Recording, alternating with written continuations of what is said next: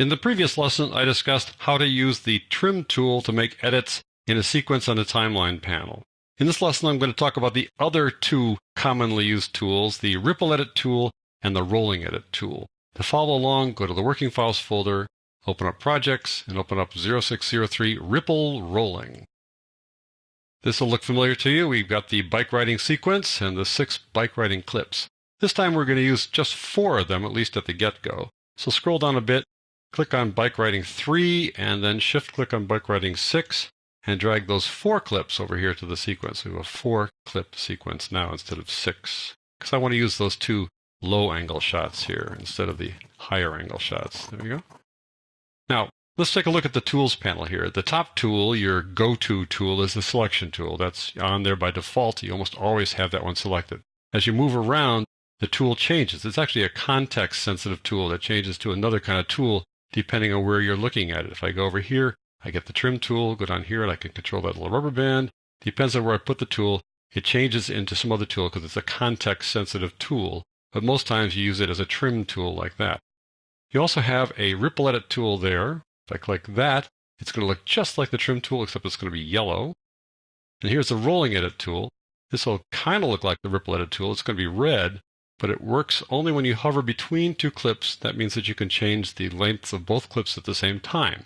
If I were to drag it left, that would lengthen the one to the right and shorten the one to the left. But here I can't do it at all because I'm looking at the entire clip here. There are no header tail frames that I can move around. Those little triangles again say there are no header tail frames here that you can work with. So we'll use the Rolling Edit tool only after we have trimmed some stuff away so we've got some head and tail frames to work with. So what difference is there between the Ripple tool and the Trim tool, both of which look very similar, right? I'll go back to the Selection tool, hover over the end here, we've got the Trim tool, I trim it, and we leave a gap. To fill the gap, I've got to right-click in the gap and say Ripple Delete. Kind of an extra step. I'm going to go Control-Command-Z to undo that. If I select the Ripple Edit tool and drag that little trim over, watch the right-hand side of the clips, the end of Bike Riding 6, and all those clips 4, 5, and 6 will all slide over to fill the gap. So Ripple Edit tool basically does 2 things at once. It does a trim and a Ripple Delete. That's what Ripple Edit does. It's a very convenient tool. It really is kind of the go-to tool more so than the Trim tool. But at any rate, there it is. You can use it. Now, there are a couple ways to access it. You can just click on this guy to get it, or press the B key to go to the Ripple Edit tool. V being the Selection tool. Watch, I'll go Selection tool, B for Ripple Edit. And what's Rolling Edit tool? Hover over there, N, press the N key, and it's Rolling Edit. But most times you have the V key pressed, and you get the Selection tool, and so you want to go to the Ripple Edit tool. How do you go there? What's the quick way to go there? You hold down a keyboard modifier. Hold down the keyboard modifier, Control in Windows, Command in Mac. When you're hovering over the end of the clip like this, you got the Trim tool, hold down the keyboard modifier, Control or Command, and boom, it turns into the Ripple Edit tool. And if you get to the intersection, it turns into the Rolling Edit tool. Over here to the side, it's Ripple. Intersection, rolling, to the side, it's Ripple. Take my finger off the Control key, it's back to being a Trim tool. That's how that works. If I hold down the Control or Command key and then click here, it puts an edit point there such that no matter where I go, no matter what kind of tool I've got selected, when I come back here, it's going to behave like the Ripple Edit tool. Like so. I click away to deselect that edit. Press Control or Command Z to undo it. So the Ripple Edit tool really is the tool that you probably will use more often than the Trim tool because you do usually want to have things ripple over. You want to do the edit, the trim, and the Ripple Delete at the same time. But nevertheless, you have this option. Let's take a look at preferences for a moment because this relates to how these tools work. Go to Edit Preferences, or in Mac, Premiere Pro Preferences. Go down here, go down to Trim, and there's this little checkbox which is unchecked by default. It says Allow Selection Tool, that's that V tool with just the arrow, to choose roll and ripple trims without the modifier key. In other words, if you just hover over an edit point, it automatically is either ripple or rolling depending on exactly where you're locating the cursor. This way, the ripple and rolling are always on by default. You hold on the Control key then to access the Trim tool. I'll just show you how that works. Say OK. Now when I hover at an edit point, it's going to be the Ripple Edit tool or rolling and not the Trim. Hold on the keyboard modifier and it switches over to the regular Trim tool. That's what that checkbox does, and you can choose to have that checkbox checked or not. The default view is to not have it checked, so I'm going to go back to the default because that's what I expect most people will do. So I'll go back to Trim, uncheck that, and we'll go back to the default way. All right, let's do some editing. So the first order of business is that I want to return this clip back to its previous state. And one thing that's cool about the Ripple Edit tool is that you can extend the clip, and it looks like you're extending it into the next clip, but what you're doing is just lengthening the clip. If I take my trim tool here and just click on here and try to move it to the right, it won't move. It pushes up against this clip. The trim tool won't allow you to extend the length of a clip. The same would be true if I were, let's say, trim this clip on the right. I'm going to use the Ripple Edit tool to do that and trim that in.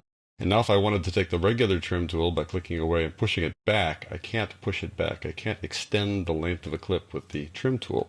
I'll do Controller Command C to undo that. Click away to deselect that edit point.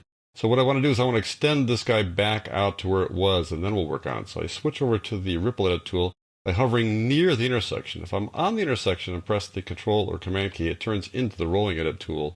Now I got to slide away to get it to be the Ripple Edit tool. So I'm going to extend this guy back to where it was, which I'm allowed to do with the Ripple Edit tool. I'm got it all the way back down to its original length. Click away for a second here and try to figure out where I want to make my edit really. I want to make it right after they go out of the scene. I think you're getting kind of used to this concept of having people go out of frame. Use my arrow key, my right arrow key, to line that guy up. There you go, another out. I hover my cursor over the end here, and I'm going to press down the Controller Command, turn it into the Ripple Edit tool. And now I'm going to just drag this in. Once I click, it puts the edit point there so I can actually take my finger off the Controller Command key because the edit has now been put on the clip and now it's just waiting for me to move it. So I slide it over and now everything else slides over. The gap is filled automatically. Now we've got that edit there. Let's see how that works. These guys go right up to the edge of the frame and out. Okay, good. I also want to trim the beginning of the clip so we get them sort of in the scene already to avoid having it be too long. Right about there looks good. I'm going to take my Ripple Edit tool, go to the beginning here. It's going to be the trim tool. Now I can do this and then right click and say Ripple Delete, which is, the two-step process. So instead though, I'd rather use the Ripple Edit tool. So I'll deselect that and go Controller Command Z to undo that edit. Hover toward the beginning, press down the Controller Command, get the Ripple Edit tool, drag it over.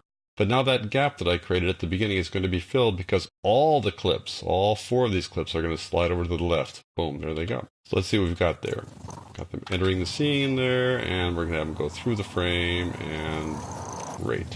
What I need to do now is pick them up here as they come into the frame. So let's look right there. You can see there's shadow on the right. Use the back arrow key, the left arrow key to back up.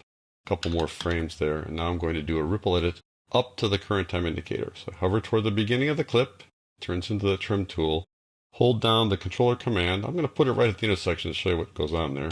Turns into the Rolling Edit. I don't want that. I want Ripple Edit, so I slide to the right a little bit. Now Triple Edit. Now I click, and the edit point is now placed on the clip. I can take my cursor away. I can go for a walk, whatever I want to do, but that edit point will remain there. And all I need to do is just click on it and drag it over. That makes that Ripple Edit. Slides everybody over to the left. Good. Let's take a look at that edit now. Go out of the frame, into the frame. Piece o' cake. All right. Right about there, I think I want to then cut. I want to trim these guys over to the left. I could use the trim tool to slide it over and then do a Ripple Delete, but I'm going to use the Ripple Edit tool, of course.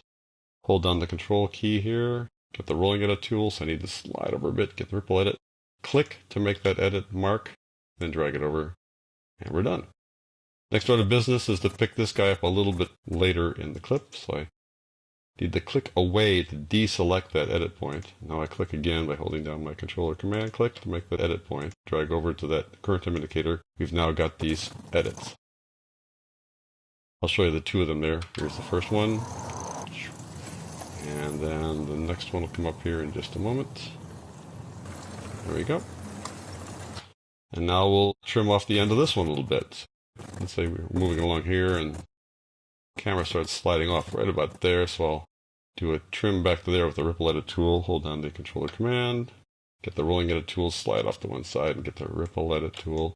I can take my cursor away now. We've got that edit point put on the clip, drag it over.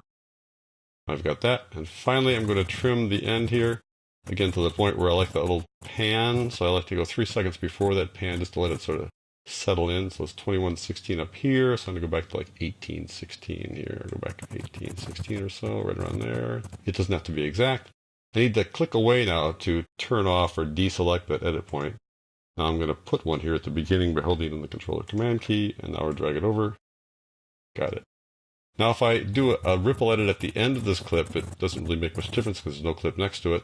So I can do ripple or trim. It'll have the same function. So I'll take my trim tool and just drag this guy over to the left like that. We've now got this guy all nice and trimmed up. I want to expand the view of the clips a little bit by just pressing the backslash key. The backslash key spreads out the view, zooms in on the clips so you get a better view of the clips there. You can work with them a little better when they're larger like that. It doesn't change their length, it just changes their relative length by zooming in on the sequence. All right, and click away to deselect that. Now we're going to use the rolling edit tool. I want to edit between two clips. So let's say right there, we go from there to there. I want to extend her ride a little bit farther and shorten this clip on the right. So we won't change the overall length of this sequence, but I will extend this clip a little bit to the right.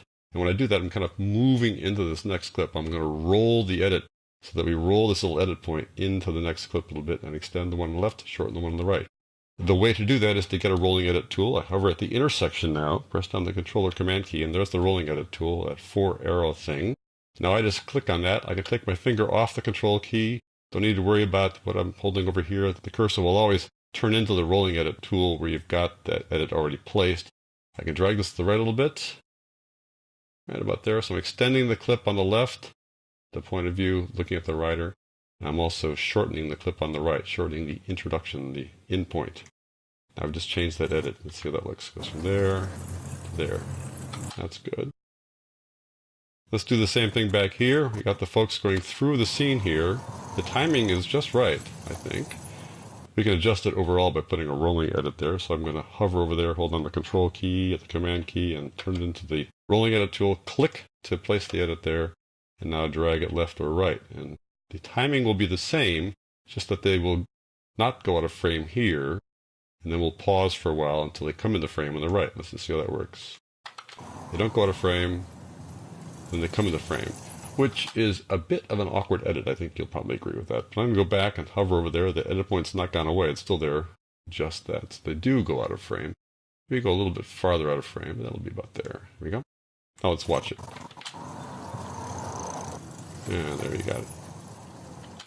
All right, let's do one more rolling edit here. I'll just go along here to where we go from that shot, going off the distance, to that shot there. So I'm going to put my cursor between the two, hold on the controller command key, click there to add that edit. And now I'm going to drag this thing left or right. Let's see here. How much farther do we want to go off into the distance there? Go a little bit farther off in the distance like so, and pick up this rider a little bit later. That means now we've not changed the length of the overall project. The sequence stays the same length, but we've changed where the edit goes there. We've rolled the edit to the right. Let's see how that works. Farther off into the distance, and then pick her up like that. So that's how you make ripple and rolling edits.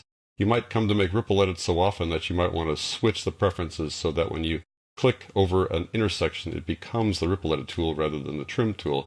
Nevertheless, I'm going to keep my preferences at the default settings where you hold your cursor over an intersection and it becomes the trim tool unless you hold down a controller command modifier key, it becomes a ripple tool or the rolling edit tool, like so.